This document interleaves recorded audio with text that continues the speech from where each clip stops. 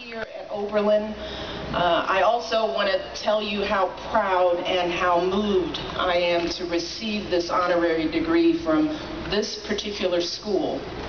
The first college in America to officially embrace the admission of black students and the first co-ed school to grant bachelor's degrees to women.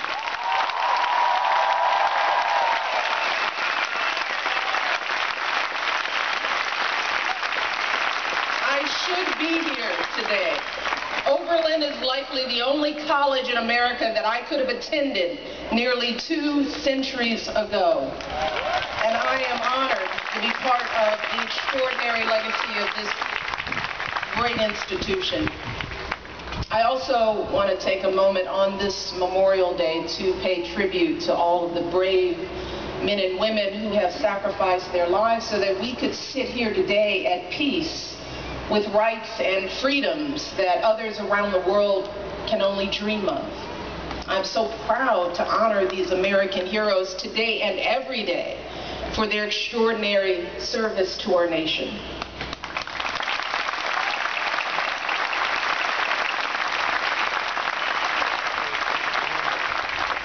And I'm also a little giddy to be joined on stage by another one of my heroes, Marian Wright Edelman.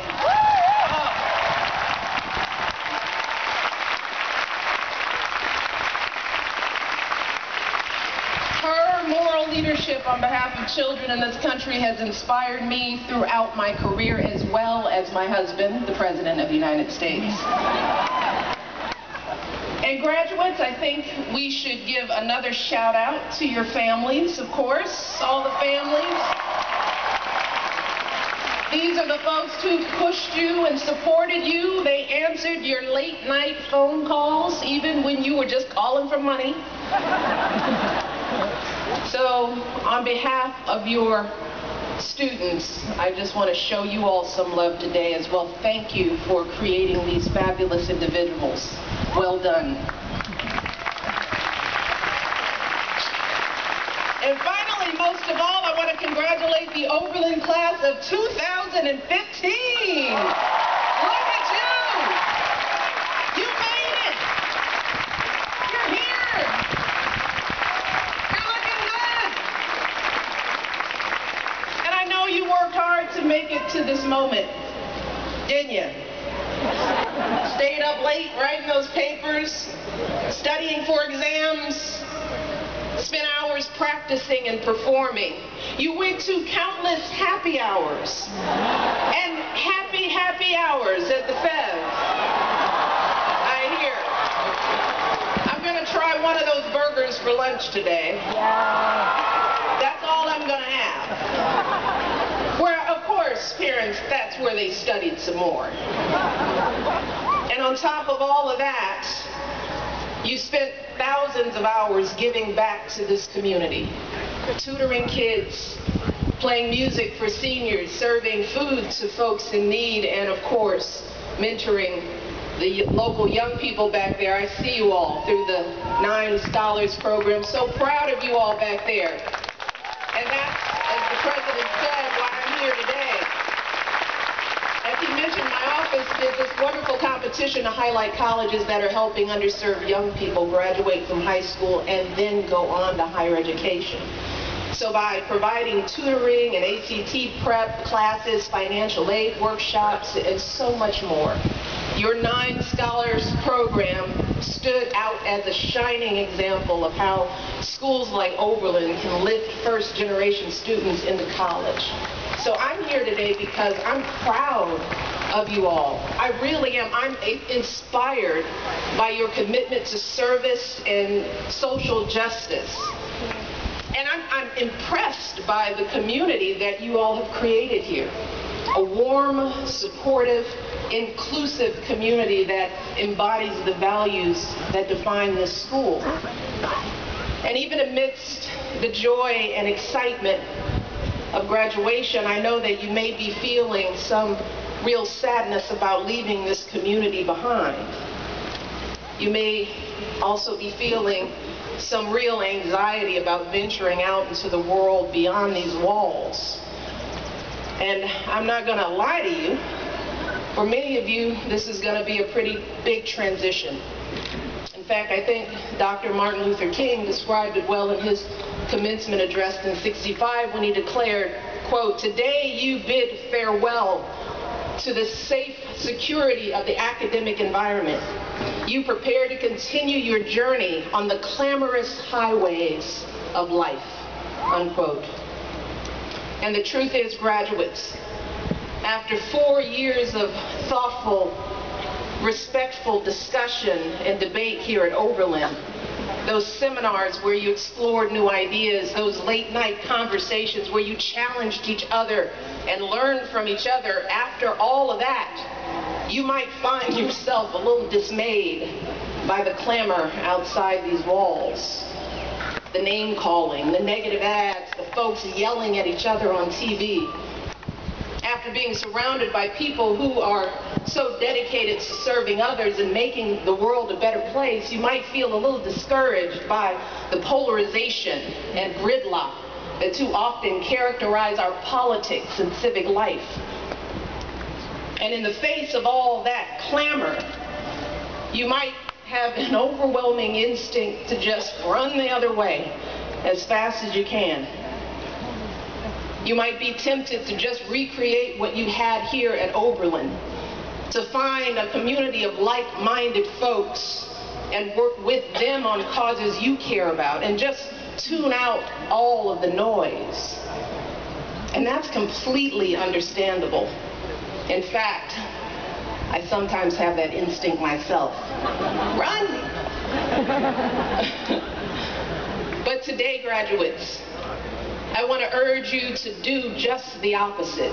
Today, I want to suggest that if you truly wish to carry on the Oberlin legacy of service and social justice, then you need to run to and not away from the noise. Today, I want to urge you to actively seek out the most contentious, polarized, gridlock places you can find. Because so often throughout our history, those have been the places where progress really happens. The places where minds are changed, lives transformed, where our great American story unfolds. For example, think back to the struggle for women's suffrage and the story of a leading suffragist and Oberlin alum named Lucy Stone. Yeah. People screamed at her. They spat on her. They even threw prayer books at her as she tried to speak. Her opponents declared that letting women vote was, quote unquote, unnatural, would lead to child neglect and all kinds of social ills. So I'd say that debate was pretty polarized, wouldn't you? And think about President Roosevelt's struggle to pass the New Deal a few decades later. FDR's plan for Social Security was called socialist, a fraud on the working man. One opponent even stated that it would, quote, end the progress of a great country, unquote. So that debate was pretty contentious too. And in the years before Dr. King addressed those Oberlin graduates in '65, he and his colleagues faced fire hoses and dogs in Montgomery, beatings on a bridge in Selma, insults and assaults as they sat quietly at lunch counters and marched peacefully down public streets. And if you think today's gridlock is bad, let me remind you that it was a good century between the signing of the Emancipation Proclamation and the passage of the civil rights legislation of the 1960s. And of all the women at the Seneca Falls Women's Suffrage Convention in 1848, just one lived to see women cast their votes. Just one. But these folks didn't let the ugliness and the obstacles deter them. They didn't just give up and retreat to the comfortable company of like-minded folks, because they understood that this is how democracy operates. It is loud and messy, and it's not particularly warm and fuzzy. Believe me, I know this from personal experience. Over the years, I've occasionally run into the noise myself, but I've come to realize that most of that clamor is really coming from just a handful of very loud folks out on the fringes. See, the truth is that the overwhelming majority of people in this country are open-minded and big-hearted. They are smart enough to see through that noise, and they are so hungry for voices that rise above it. Smart, compassionate, thoughtful voices like yours. Now, the process of democracy might not always be as fast or as smooth as we'd like, but the fact is, it works. Generation after generation, this country has become more equal, more inclusive, more fair, more free. My life and so many of your lives are a testament of that truth. But that has only happened because folks like all of you left their comfort zones and made their voices heard. Just look at the story of Oberlin College. The founders of the school didn't just decide to admit women and African American students and then pat themselves on the back and say, job well done. No, even in those early days, folks here at Oberlin were attending anti-slavery meetings, shivering on rough wooden benches in unheated, unfinished buildings. They were joining the Equal Suffrage League and speaking out for women's right to vote. They were leading civil rights marches and sit-ins, organizing exchange programs with historically black colleges and universities, and so much more. Because they knew it wasn't enough to welcome women and African American students to Oberlin if they would only graduate in 4 years to be second-class citizens in their own country. They knew that our policies matter. They knew that our laws matter. And I know as President Krisloff understands that electing the right folks matters. It matters a lot. Now, I don't know whether your president knows what I was going to say today, but I know that he had some kind words for you all about this issue.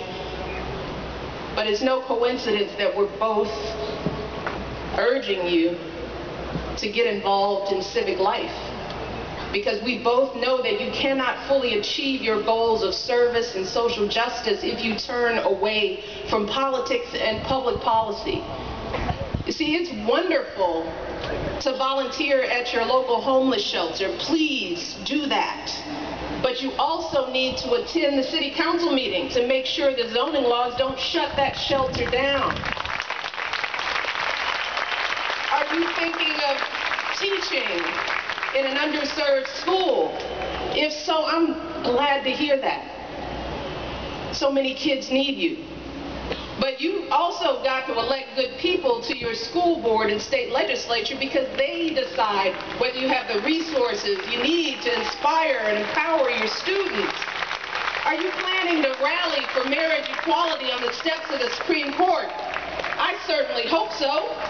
But I also hope you will knock on doors and make some calls to elect a president who shares your values, because that president will ultimately choose the justices who decide those cases in the first place. And finally, while peaceful protests can be powerful, if we truly want to reform our criminal justice system, then we need to come together and do the hard work of changing our laws and policies to reflect our values. Now, will this be easy? No, of course not. It will be hard. It will be stressful and frustrating, and you'll probably have to make some painful compromises along the way. After all, Lucy Soane spent years speaking out for partial suffrage, for allowing women to vote only on things like school issues and local issues, because she realized that full suffrage was just too controversial. And FDR, well, after facing all kinds of opposition, he eventually agreed to a Social Security plan that covered only 60% of workers. Was he thrilled about that? Probably not. But in the end, FDR realized that 60% was a whole lot better than 0%. Now, did these compromises make these leaders sellouts, traitors to their cause? I don't think so. Instead, I think they knew that if they could just get everyone to take that first step, then folks would keep on moving in the right direction. And they also understood that often the biggest, most dramatic change happens incrementally, little by little, through compromises and adjustments over years and decades. And I know that these days that can seem counterintuitive because we live in such an instantaneous age. We want everything right away, whether it's an Uber or your favorite TV show, and we want it tailored to our exact preferences and beliefs. We fill our Twitter feed with voices that confirm rather than challenge our views. If we dislike someone's Facebook post, we just unfollow them, we unfriend them. And even here at Oberlin, most of the time you're probably surrounded by folks who share your beliefs.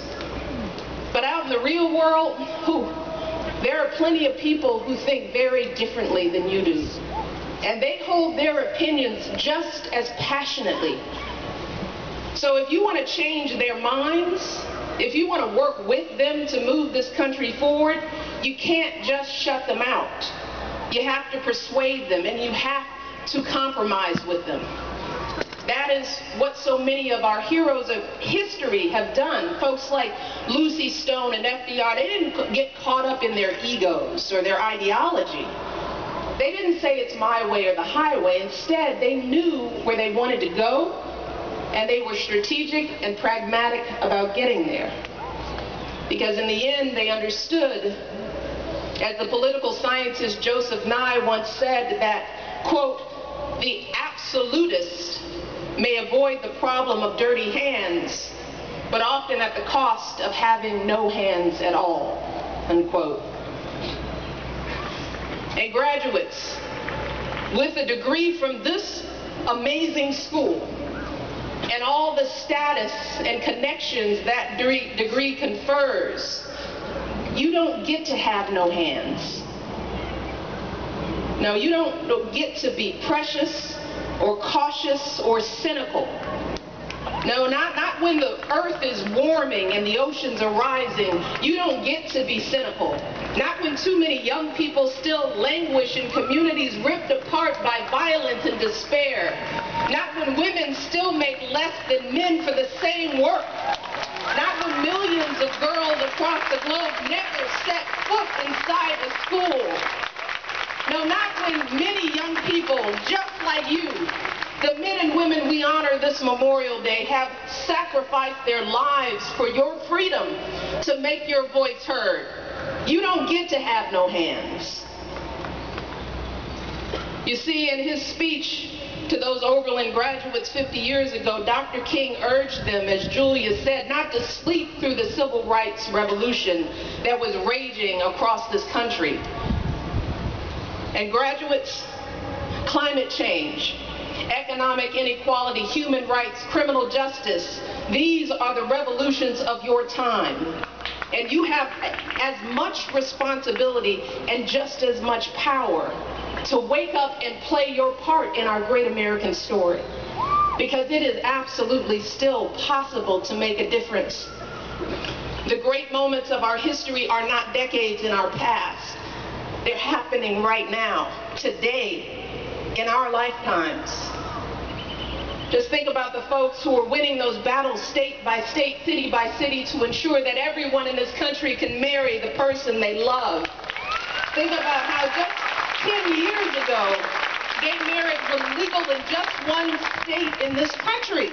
Just one. And today it is legal in 37 states and Washington, D.C.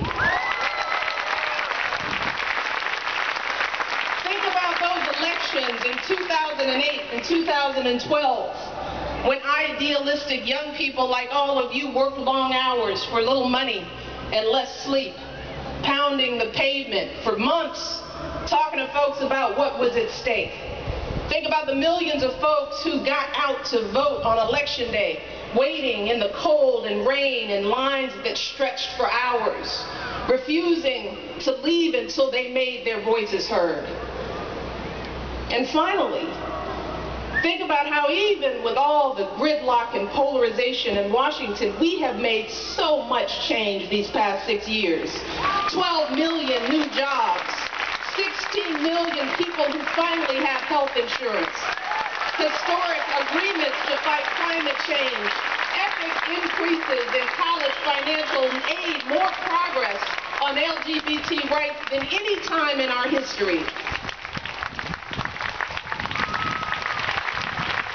And today, it is no longer remarkable to see two beautiful black girls walking their dogs on the south lawn of the White House. That's just the way things are now.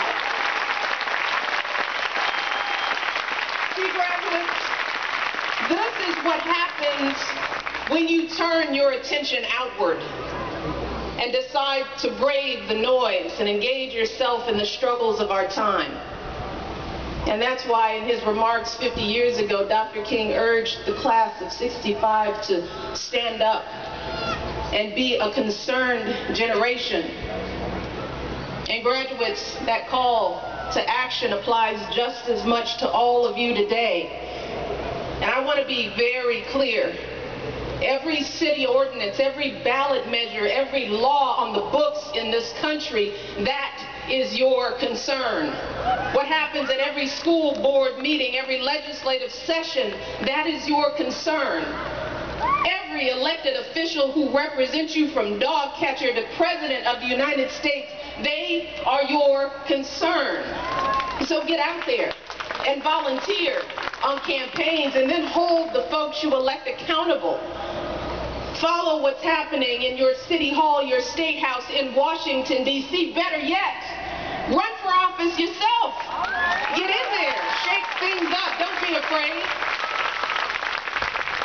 And get out and vote in every election.